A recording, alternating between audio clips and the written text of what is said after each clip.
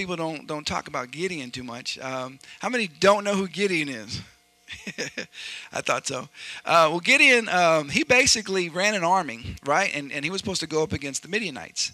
And Gideon's army was about 32,000 people. That's a lot of people, right? And then he was going up against an army of over 100,000. And so you think, well, he's a little short-handed, right? 32,000, right? Just a little bit, right? Maybe like 70,000 short, right? You would think, right? Well, God said, well, that's too many people. You need to send 12,000 home, right? So as a troop, you want to go home. I'm going to support our troops in the military that are out there fighting for our lives and our liberty and freedom, right?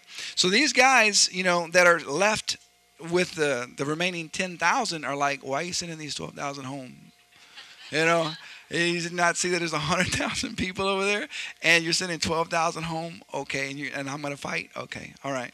So I'm sure there was a lot of fear in the camp, and I'm sure Gideon heard a whole bunch of stuff, a whole bunch of noise from all these people trying to say, "What are you doing?" But he's hearing from God. God is telling Gideon, "I'm going to fight this battle, not you. So you will be obedient to me."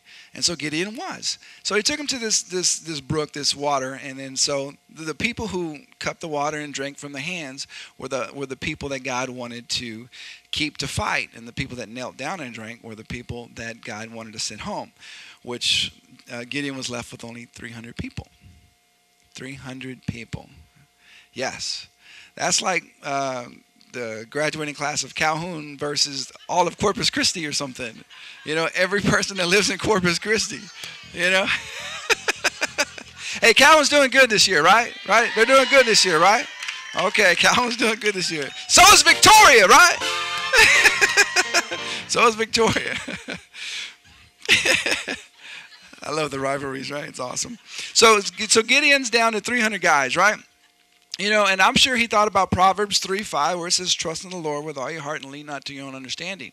Because if he trusted in himself, 300 people against over 100,000 people isn't going to accomplish anything. You're going to die in a heartbeat. I mean, seriously, that's just, it's a massacre. Yeah, it's a massacre. So, he trusted the Lord, and he didn't lean into his own understandings, and he acknowledged God, and he directed his path. So when Gideon went there to fight, God took care of the war. Basically, when they fired their trumpets and they did what they did, they scared them. There was fear in the other camp, the Midianites, and they killed themselves. They all fought against themselves, and they won the war. They won the war, 300 to 100,000. Seriously? But Gideon was obedient to God. And it's not really the numbers that count. It doesn't matter how many times you can march around Jericho. It's the obedience of how many times God tells you to march around Jericho for your walls to fall.